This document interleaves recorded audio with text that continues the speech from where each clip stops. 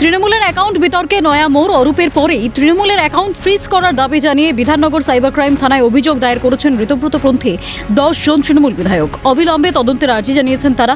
উল্লেখ্য, গত বুধবারই নিজেকে কোষাধ্যক্ষ দাবি করে তৃণমূলের অ্যাকাউন্টের লেনদেন বন্ধ করার জন্য ব্যাংক কর্তৃপক্ষকে চিঠি দেন প্রাক্তন ক্রীড়ামন্ত্রী অরূপ বিশ্বাস।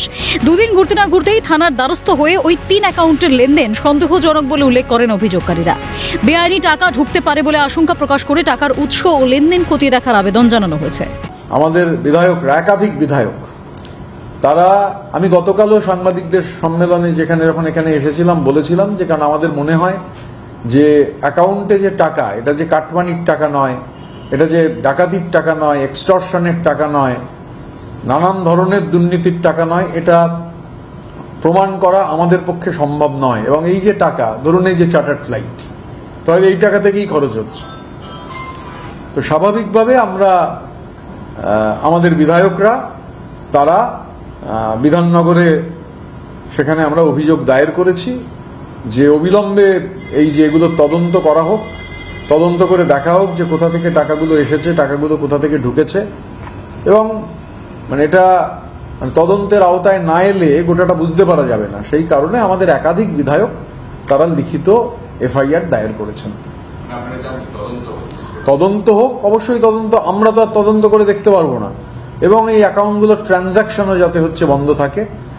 অভিযোগকারীদের দাবি, ওই অ্যাকাউন্টগুলিতে প্রভাব খাটিয়ে অসাধু আর্থিক লেনদেন, অর্থ আত্মসাৎ এবং বেআইনিভাবে অর্থ সংগ্রহের মতো অবৈধ কর্মকাণ্ড থেকে অর্জিত কিছু অর্থ রাখা হতো। তাই অর্থের প্রকৃত উৎস জানতেই তদন্তের প্রয়োজন রয়েছে। সাংবাদিক বৈঠকে বিরোধী দলনেতা বলেন, ওই টাকা থেকে যে অভিষেক বন্দ্যোপাধ্যায় চার্টার্ড ফ্লাইটে যাতায়াত করেন, এই ব্যাপারে কোনো সন্দেহ নেই। কারণ এটা কার টাকা, কোথা থেকে এসছে, সাধারণ মানুষ তাদের থেকে নেওয়া টাকা, দুর্নীতির টাকা, কাটমানির টাকা, বা গভর্নমেন্টের ফান্ড আদপে ব্যবহারই হয়নি, সেটা চলে গেছে, এই সমস্তটা আমাদের পক্ষে তদন্ত করা সম্ভব নয়। তবে এটা তো ক্লিয়ার, এই টাকা থেকেই ওই নারদ অভিষেক ব্যানার্জি আর কি তার ঢেকি চার্টার্ড ফ্লাইটে চাপেন, এটা ক্লিয়ার। তো আমরা, আমাদের একাধিক বিধায়ক তারা লিখিতভাবে এফআইআর করেছেন যে এটা তদন্ত হোক এবং এই ট্রানজাকশনগুলো বন্ধ থাকুক। এই বিষয়ে কুণাল ঘোষ বলেন, এখনই কোনো মন্তব্য করব না, কারণ এইগুলো আমাদের এখতিয়ারের মধ্যে পড়ে না। সুকৌশলে দায় এড়িয়েছেন তৃণমূল বিধায়ক। পাশাপাশি ঋতব্রতপন্থী বিধায়কদের কড়া সমালোচনাও করেন কুণাল ঘোষ।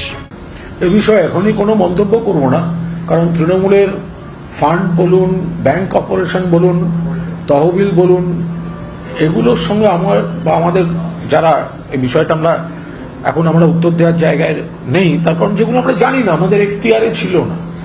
তো ফলে যারা অভিযোগ করেছেন তাদের কাছে বিস্তারিত তথ্য হয়তো থাকতে পারে, কিন্তু আমাদের কাছে নেই, যারা আমরা খবর রাখি না বা এইগুলো আমাদের দায়িত্ব, এখতিয়ার বা আওতায় পড়ে না।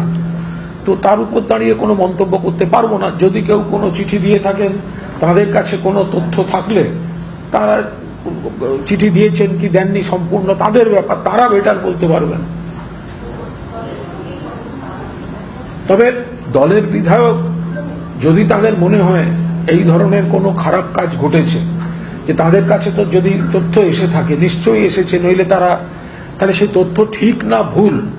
তো যে দলটা থেকে জিতেছেন, যে দলের প্রতীকে জিতেছেন 1 মাস আগে, তো থানায় অভিযোগ তারা করেছেন, তাদের গণতান্ত্রিক অধিকার আছে।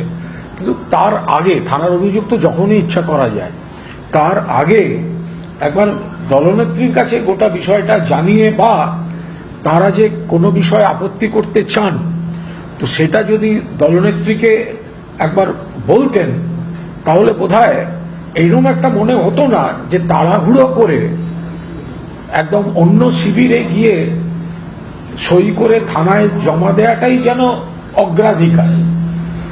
বিষয়টি জানাজানি হতেই সরব হয়েছেন বিজেপি বিধায়ক সজল ঘোষ। তিনি স্পষ্টই জানিয়েছেন, আমরা চাই এই টাকা বাজেয়াপ্ত করুক ইডি, কারণ এই টাকা জনগণের। টাকাটা পাবলিকের, লুটের মালের বকরা এখন সবাই চায় যে গোষ্ঠীতেই থাকুক। মুশকিল হচ্ছে ওদের দলের টাকা, ওদের দলের নেতারা, তারা নিজেরা ভাগ বাটোয়ারা করবার জন্য আজকে এ বলছে ফ্রিজ করো, ও বলছে ফ্রিজ থেকে বার করো। এতে আমাদের কি করার আছে বলুন? কিন্তু আমরা চাই এ টাকা জনগণের, এ টাকা ইডি এসে তদন্ত করুক এবং এই টাকা দরকার মতন তারা ফ্রিজ করুক। ইডি এই টাকা সিজ করুক, ফ্রিজ না করে ইডি এই টাকা সিজ করুক, কারণ এই টাকা পাবলিকের টাকা। যে কোম্পানিগুলো টাকা দিয়েছে তারা কোত্থেকে দিয়েছে, কেমন করে দিয়েছে, কিসের জন্য দিয়েছে, তারও তদন্ত হোক। 3 অ্যাকাউন্টের ওই বিপুল পরিমাণ টাকার উৎস নিয়ে ইতিমধ্যেই প্রশ্ন উঠতে শুরু করেছে। তবে কি তৃণমূলের অন্দরের দুর্নীতি সম্বন্ধে সকলেই অবগত? সবই কি কাটমানি তোলাবাজি থেকে অর্জিত অর্থ? সব জানতেন অরূপ বিশ্বাস, নাকি মেসি কাণ্ড থেকে নজর ঘোরানোর চেষ্টা? এখন এই জোড়া চিঠির জের কতদূর এগোয় সেটাই দেখার। ক্যামেরায় জ্যাকি সিং এর সঙ্গে সুদীপ্ত পাল ও শুভদীপ মান্নার রিপোর্ট, ক্যালকাটা নিউজ।